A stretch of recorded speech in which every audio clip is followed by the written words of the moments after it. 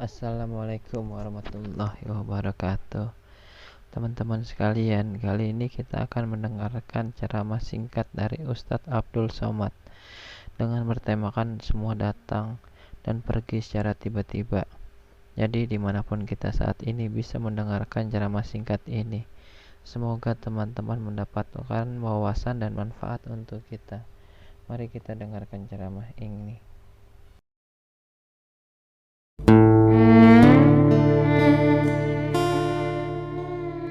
Hari ini ada orang yang terbujur di ruang ICU, tidak bisa berwudu, tidak dapat duduk. Mau bertayamum pun mesti ditayamumkan orang lain. Padahal kemarin dia adalah orang yang gagah perkasa dengan harta dan kekuasaannya. Tapi begitulah hidup. Semuanya serba tiba-tiba dan tanpa diduga. Dia datang. Senang dan susah, sakit dan sehat, hidup dan mati dalam kuasa Allah Subhanahu wa ta'ala. Menetes air mata menyesal, namun yang lalu tak dapat diulang kembali. Sayup-sayup suara azan dari menara masjid menembus lobang-lobang angin di celah jendela. Air mata penyesalan masih ada, alhamdulillah. Masih diberikan Allah Subhanahu wa ta'ala sakit. Bagaimana dengan yang mati mendadak secara tiba-tiba melangkah keluar dari rumah, bukan dengan kata bismillah, tidak pula bismillah tawakkaltu 'ala Allah wala haula wala quwata illa billah, tapi dalam perbuatan maksiat dan dosa. Kematian datang tiba-tiba. Tidak ada roh gentayangan dalam Islam. Roh dalam kuasa Allah Subhanahu wa ta'ala. Yang baik-baik letaknya illiyin, yang buruk, jelek, jahat, busuk, sijjin. Tidak ada satupun manusia yang bisa memanggil, mengundang, mendatangkan roh manusia. Tapi tradisi ini sudah lama berlangsung. Ketika Syekh Muhammad Abduh dalam masa pelariannya ke Paris, Prancis, bersama tokoh Islam yang terusir dari Mesir, Jamaluddin Al-Afghani. Mereka juga punya tradisi di sana menghadirkan roh, dan Syekh Muhammad Abduh diundang dalam acara itu. Kata Syekh Muhammad Abduh, kalau memang betul kalian bisa menghadirkan roh, tolonglah undang roh Nabi Isa alaihissalam, karena aku ingin bertanya kepadanya, apakah dia mati disalib atau bagaimana keadaan yang sebenarnya. Apa jawab mereka? Ini roh istimewa yang tak dapat dijemput dan diundang oleh siapapun. Undanglah roh Nabi Muhammad SAW, karena aku ingin bertanya tentang hadis-hadis. Aku ragu apakah ini hadis sahih atau hadis dhaif. Kata mereka, ini roh spesial. Itu hanyalah silat lidah belaka. Roh dalam kuasa Allah Subhanahu wa ta'ala. Lalu kalau ada yang bisa mendatangkan roh, sesungguhnya siapa yang berkata itu? Mengapa suaranya mirip? Mengapa dia tahu lokasi, tempat kejadian peristiwa per pekan, per hari, per jam, per detik? Karena sesungguhnya manusia lahir dia didampingi oleh jin yang disebut dengan qarin. Ya'shu an dzikrir rahman, siapa yang tidak berzikir mengingat Allah, nuqayyid lahu syaitanan fahuwa lahu qarin, maka kami akan ikatkan ke tubuhnya syaitan, dan syaitan itu menjadi fahuwa lahu qarin, yang senantiasa bersama dengan dia. Itulah mengapa kita pagi membaca wirid-wirid Al-Fatihah, Qul huwallah, Qul a'udzu bil falaq, Qul a'udzu birabbin nas, pangkal Al-Baqarah, ayat kursi, ujung Al-Baqarah. Para mursyid tarekat Naqsyabandiyah, Syadziliyah, Al-Khalwatiyah, Al-Qadiriyah memilih wirid-wirid tertentu, diajarkan dan diamalkan murid supaya terselamat dari godaan jin syaitan. Tapi kemudian ada orang yang berkawan, berteman dengan setan, dia panggil setan, lalu kemudian setan itu berkata, akulah si fulan, suaranya mirip, tahu berbagai peristiwa yang pernah terjadi dalam kehidupannya. Sesungguhnya itu adalah setan memanggil setan. Islam mengajarkan roh dalam genggaman kudrat, iradat, kuasa Allah subhanahu wa ta'ala. Ada masanya roh itu ditiupkan kembali ke dalam jasad untuk merasakan azab kubur dan nikmat kubur. Maka kita mendoakan mereka, Allahumma ja'al qabrahu raudatan min riyadil jinan, jadikanlah kuburnya salah satu dari taman-taman surga. Tapi ada juga doa supaya dijauhkan, la taj'al qabrahu hufratan min hufarin niran, jangan sampai kuburnya menjadi salah satu lubang dari lubang-lubang neraka. Itu pula yang dipesankan Sayyidina wa Maulana wa Syafi'ina wa Dhukhrina wa Qurrati a'yunina Muhammadin sallallahu alaihi wasallam kepada Sayyidatuna Aisyah radhiyallahu anha. Kalau engkau lewat di pemakaman Baqi, janganlah mulutmu diam saja, doakanlah mereka, assalamualaikum ya ahla diyar minal mu'minin wa inna insyaallahu bikum lahiqun, yarhamullahul mustaqdimina wal mustaakhirin, nas'alullah lana walakumul afiyah. Assalamualaikum ya ahla diyar, keselamatan untuk kamu wahai penghuni kubur, wa inna insyaallahu bikum lahiqun, sesungguhnya kami pun akan menyusul kamu lambat laun, esok pagi petang sore pasti akan menyusul kamu. Yarhamullahul mustaqdimin, Allah mencurahkan rahmatnya untuk orang yang mati duluan, wal mustaakhirin, dan yang datang belakangan. Nas'alullah lana walakumul afiyah, kami tetap selalu memintakan kebaikan kepadamu ya Allah, ya dzal jalali wal ikram, ya fa'alul lima yurid, ya man qada amran innama yaqulu lahu kun fayakun. Ketika roh itu sudah berpisah dengan jasad, jasad itu pun lalu kemudian jantung berhenti berdetak, napas paru-paru tak lagi berhembus, maka darah berubah menjadi nanah, nanah membusuk hanya menjadi santapan cacing tanah.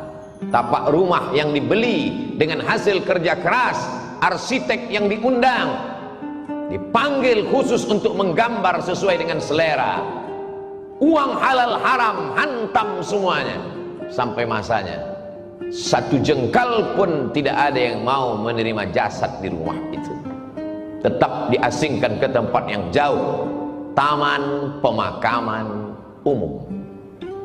Mana raja-raja, sultan-sultan Melayu yang gagah perkasa, Siak Sri Indrapura, tidak dikenang. Tapi siapa yang mengenang? Yang dikenang adalah Masjid Shahabuddin, sempat membangun masjid. Itulah mengapa para ulama, para alim ulama mengingatkan para zu'ama, penguasa, untuk membangun masjid. Karena ketika ruh sudah berpindah ke alam barzakh, barzakh artinya pemisah, dia tidak disebut dengan dunia karena orangnya sudah mati meninggalkan dunia.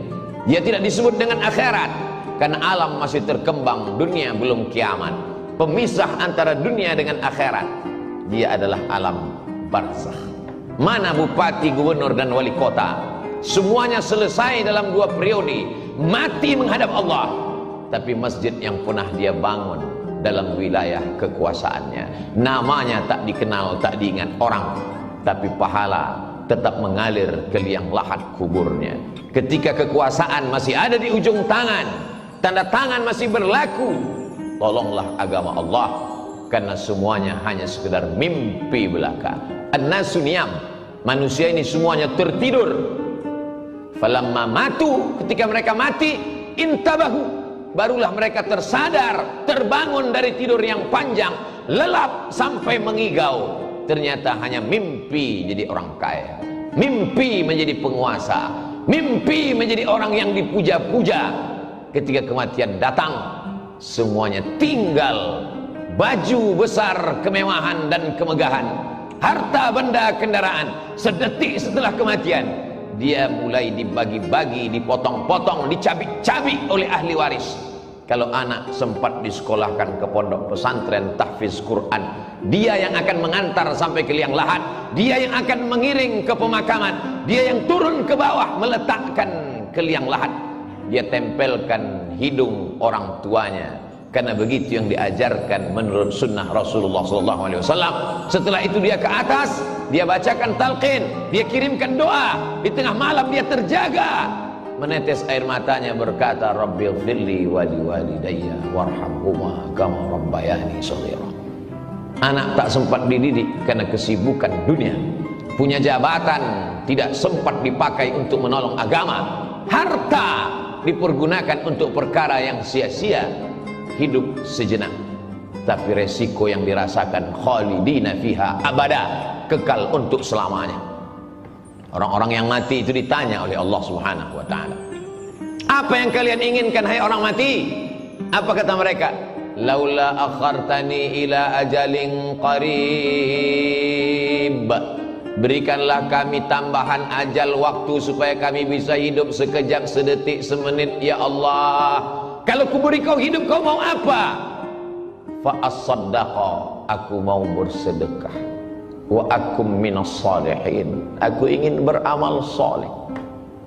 Dulu waktu disiakan, kalau masih sempat wudhu zuhur untuk sholat asar, karena sholat asar hampir saja waktu zuhur itu berakhir, masih lagi di ujung laknat Allah, tapi masih turun rahmat Allah. Tapi kalau sholat itu tinggal nyata tanpa ada beban karena dilakukan berkali-kali, la kafarata laha illa dzalik, tidak ada yang bisa menebus sholat kecuali sholat itu sendiri. Semua tinggal menjadi kesia-siaan. Wa qadimna ila ma amilu min amalin, semua amal perbuatan yang sudah kau lakukan dulu kami datangkan, kau lihat, kau pandang di depan kelopak matamu.